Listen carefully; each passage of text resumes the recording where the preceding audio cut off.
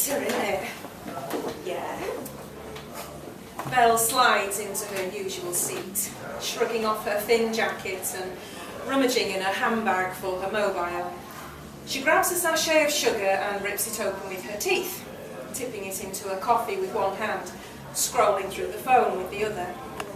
Multitasking, she called it once, when Annie had a go at her about the mess she made, sloshing coffee all over the Formica table. Multitasking. Danny, Belle's little boy, is still strapped in his buggy, sucking noisily on a bottle of juice. Belle glances at him, then returns her tender gaze to the flickering screen of her BlackBerry. Annie waits, patiently, for her to finish updating whatever it is that she's into these days. Twitter, Snapchat, whatever. Belle's right. It is a bloody cold, bitter day. Christmas and the sales are long gone, and all the skies are low and flat and grey. The wind splatters against the steamy windows. And Annie watches the shoppers struggle out of the co-op into the gale that is sweeping up the harbour. Oh, fuck. Belle drops her phone onto the table and ignores the face Annie pulls at this. She doesn't like her swearing in front of the Ben, even if he is half asleep. You alright? Not so bad. Annie stirs her coffee. Cappuccino they call it, but it's not. Not really. Did you hear about Laura Shipton? Who? No? What? Belle's face is predictably blank. Laura who? Laura Shipton. As if just saying it again will help. Belle shrugs, glances at her BlackBerry. Well, you know Thomas Shipton. He plays football with your Liam. Liam. Belle's boyfriend and Danny's dad. They're supposed to be getting married in the summer, but there's no ring yet, no date set. Belle sips her coffee, thinking. Thin lass, she finally says. Bright red hair, quiet, wouldn't... Danny lets go of his bottle and starts shrieking. Belle rolls her eyes before leaning over the buggy, coaxing it back into his mouth. He stares at her as she smooths back his soft, dark hair, his watery blue eyes, resentful. It's just like his dad, thinks Annie, stirring her coffee. It's just like Liam. Well, Belle flops back into her seat. She never gets Danny out of his buggy if she can help it, and not whilst they're in the cafe. She can never get him back in again without a serious amount of yelling and the odd slap.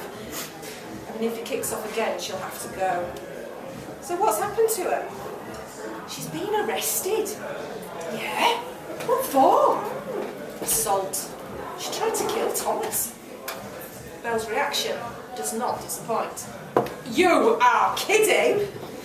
The wind gusts against the window. No, you're winding me up. I'm not. She tried to kill Thomas. With an iron. Belle's shout of laughter sets Danny off again. And this time his bottle bounces out of the buggy and rolls under the table.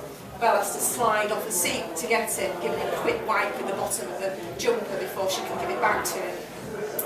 This time, Danny grabs hold fiercely, kicking out as Belle as she rolls the buggy back and forth with one hand, picking up her coffee with the other.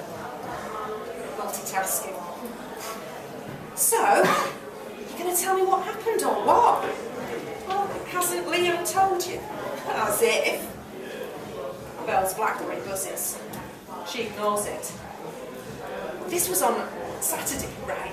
They were supposed to be going out, only they'd had a row. She hadn't ironed the right bloody shirt or whatever.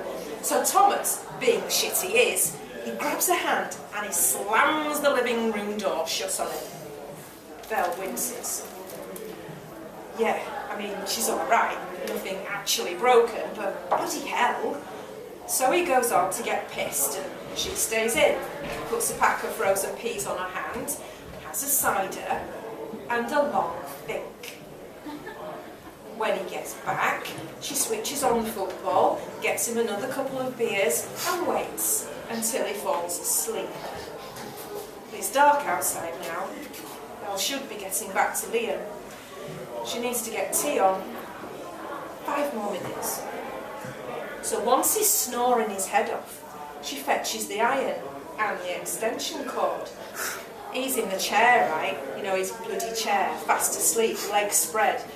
She plugs the iron in, and then, dead careful, like, you know, puts the iron on his, right on his, you know, she never.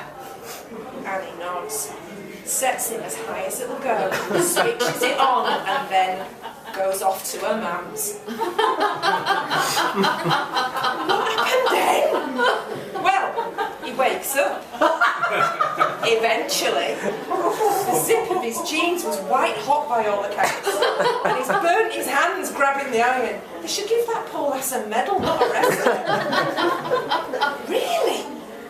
Well, maybe he just, I don't know, lost it. Maybe he was sorry. Yeah, and maybe he had it coming. Maybe she couldn't take it anymore. He's always been a nasty sod, that Thomas Shipton. And he's got a hell of a temper. He's just like a spoiled kid. So why would she stay with him? You tell me. Silly cow should have told her mum, a mate, anyone. She should have got away from him years ago. They sit for a while, thinking about Laura Shipton and the ironing lesson she'd given her husband.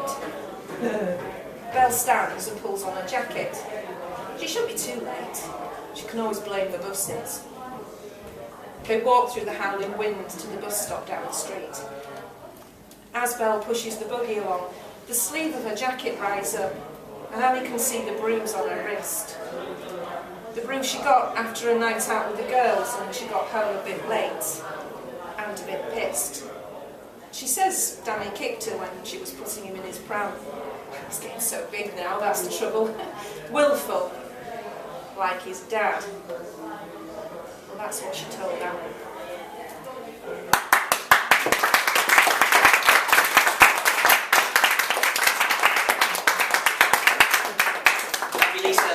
So that's our 5 stories this month.